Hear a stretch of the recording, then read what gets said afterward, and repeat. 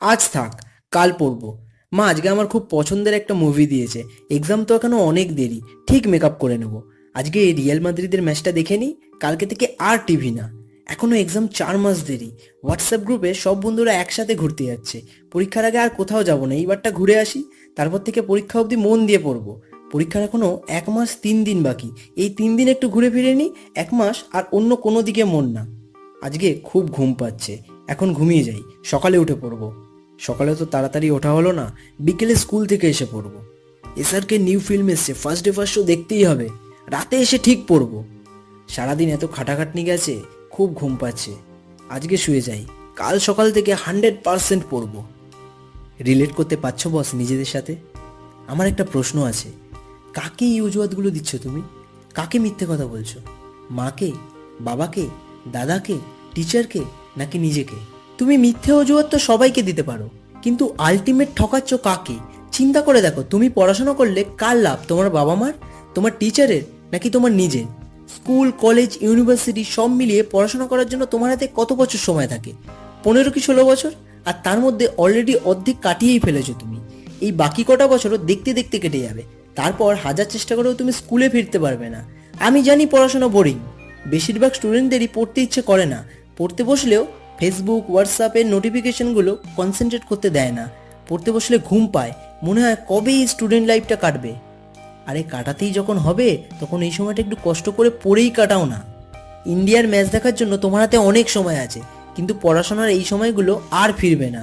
ফেসবুকে কারোর ডিপিতে লাইক বা কমেন্ট করে অথবা নিজের পছন্দের টিভি শো দেখে তুমি বিশেষ কিছু জ্ঞান অর্জন করতে পারবে না, বরং পড়াশোনা করে পারবে।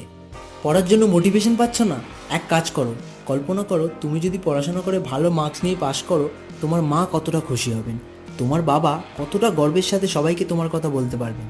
চিন্তা করো, তুমি যা যা শিখছো পড়াশোনার মাধ্যমে, তার দ্বারা তুমি ভবিষ্যতে কত মানুষের জীবন পরিবর্তন করতে পারো। তাও মোটিভেশন পাচ্ছ না? তাহলে এক কাজ করো, রাস্তায় বেরিয়ে হাঁটো, দেখবে যাদের থাকার জন্য বাড়িটুকুও নেই, যে সমস্ত শিশুদের শৈশব ফুটপাতে কেটে যায়, যারা রোজ দুবার খাবারের জন্য সংঘর্ষ করে চলেছে, তাদের জন্য এই পড়াশোনা করাটা স্বপ্নের ব্যাপার, তারা চাইলেও করতে পারছে না। আর তুমি তো সমস্ত রকম সুযোগ সুবিধা পাচ্ছ, তোমার বাবা মা তো তোমার পড়াশোনার ক্ষেত্রে কোনো অভাব রাখেনি, তাহলে তুমি কেন নিজের স্টুডেন্ট লাইফটা আজে বাজে জিনিসের পেছনে নষ্ট করছো?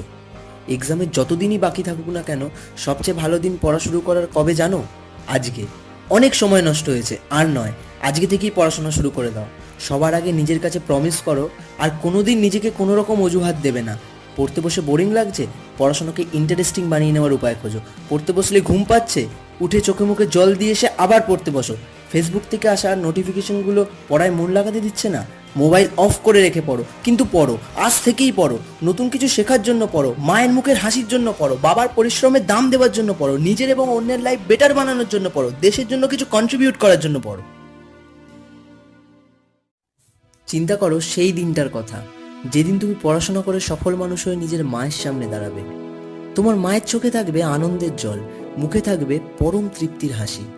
সেদিন তোমার কেমন লাগবে? সেই দিনটাকে সত্যি করার জন্য আজ থেকেই পড়ো, এখন থেকেই পড়ো। ভিডিওটা ভালো লেগে থাকলে লাইক এবং শেয়ার করো, এবং তুমি যদি এই চ্যানেলে নতুন হও তাহলে চ্যানেলটা সাবস্ক্রাইব করে নিও। আমি রেগুলারলি এই চ্যানেলে বিভিন্ন রকম মোটিভেশনাল ভিডিও নিয়ে আসি তোমাদের সবার জন্য। সবার সাফল্য কামনা করে ভিডিওটা এখানেই শেষ করলাম। এতক্ষণ তোমার মূল্যবান সময় দেওয়ার জন্য অসংখ্য ধন্যবাদ।